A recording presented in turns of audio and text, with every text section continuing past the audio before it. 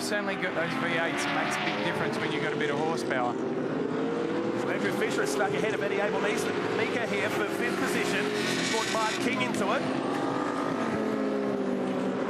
Through turn 5, so halfway home in race 2, another one to come up following Virgin Australia Supercars Championship, and Fisher on the wrong side of the curb, and that's going to let 2 cars go by.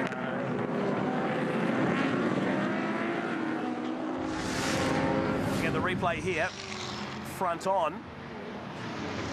Contact. Oh, big contact, man. In fact. No wonder that car is handling weird. I'd say he's got a fair bit of right hand down at this point in time. He's lucky to stay on the road.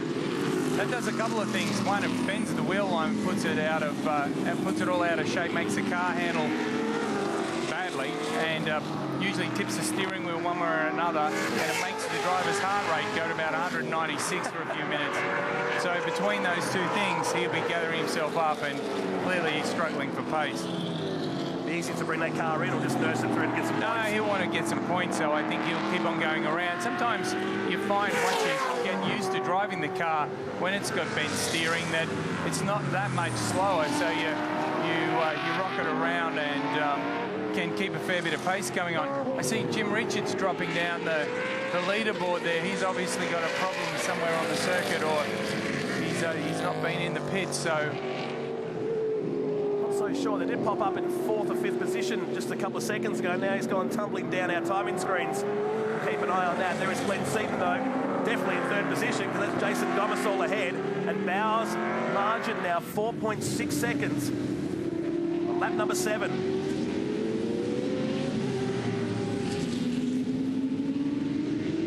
There's Johnson behind. A long way back. That is Jimmy in the background there, so he's still out there. A long way off these guys ahead. Guys further back in the field, Greg Garwood, who got spun around.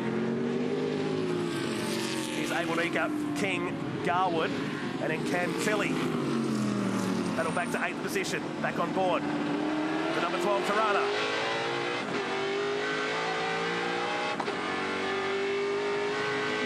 See him give the brake pedal a bit of a pump. That's just the confidence to make sure that the brakes are there, so you can pull the car up. So give it a bit of a pump, makes the pedal hard, pushes all the pads close to the disc, and then he's got a decent pedal when he jumps on the brakes and tries to pull the car up. As the race ticks by, they tend to fade a little bit. Now here's Glenn. He's all over Gomersall. He's in that zone where he's close enough that Jason just needs to make a tiny mistake, and Glenn's going to be down the inside of him. Left Stephen Johnson behind now. John Bauer set a new record too of 128.00. Take 2/10 off what Glenn Seaton set yesterday in race number 1. Unsurprisingly, with a brand new track surface here at Winton Motor Raceway. So traditionally, you wouldn't see these kind of laps this time of the day. It's usually in the morning or in the afternoon here. No, but I think because the V8 supercars have been out and put the soft rubber on the circuit, I really think that helps bring these cars into life a little bit.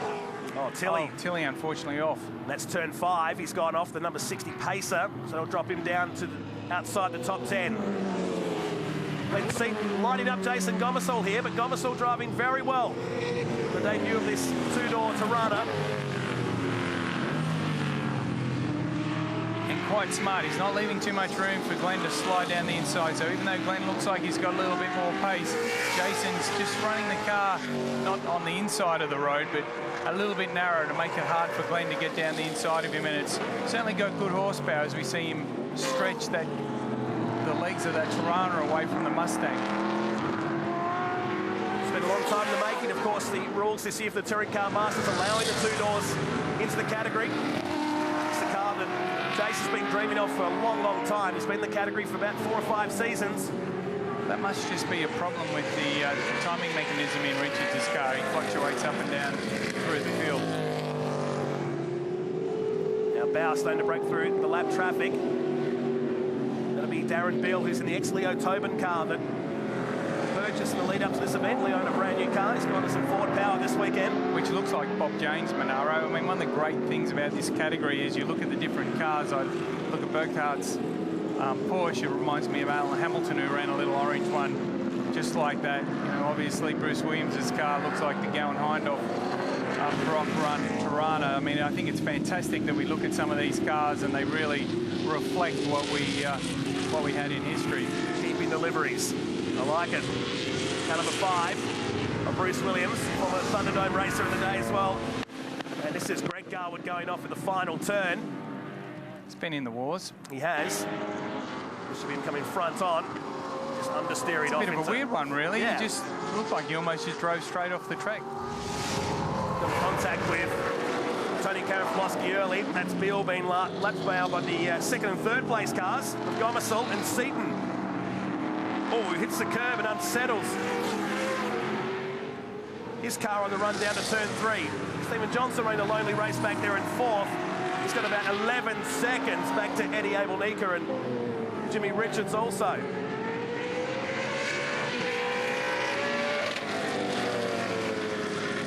And off goes the 19, and he'll get this car back on, hopefully. Waved yellows to leave the traffic. Cruise on by, putting Karaflosky and Andrew Fisher, who's limping the Jesus Falcon around for the remainder of this race.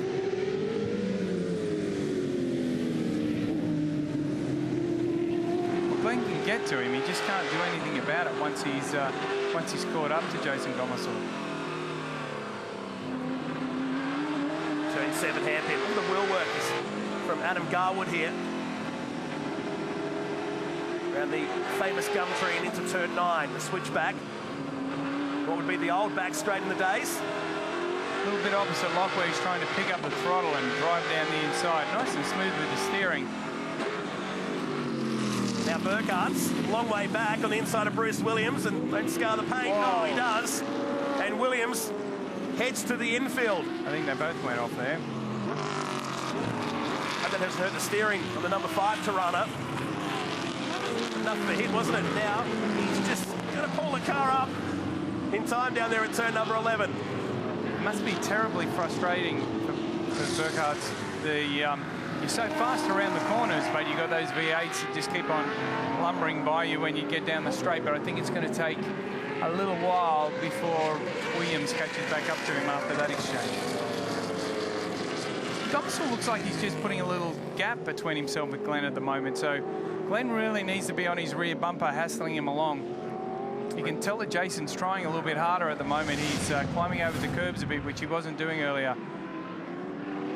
All looks pretty good, but Till there. Well, and I think Burkhardt's has tried to come out and use too much of the road on the exit there. He's got in really deep and now braked himself just a fraction when he's finished the execution of the move, and it's just bumped Bruce and himself off the road. That's dropped him down to 10th place, and Burkhardt's up to 8th. Bruce will be jumping out this car and watching his Toyota 86 team. Sees Ben Grice in the field coming up after this. Lap 11 of 12. On board with Garwood again. It's Mark King ahead. It's very smooth. Had some driving support from Alex Davison last year when he ran a little Porsche down in Tasmania on radial tyres of all things down there. Final lap now for John Bowe with 6 seconds.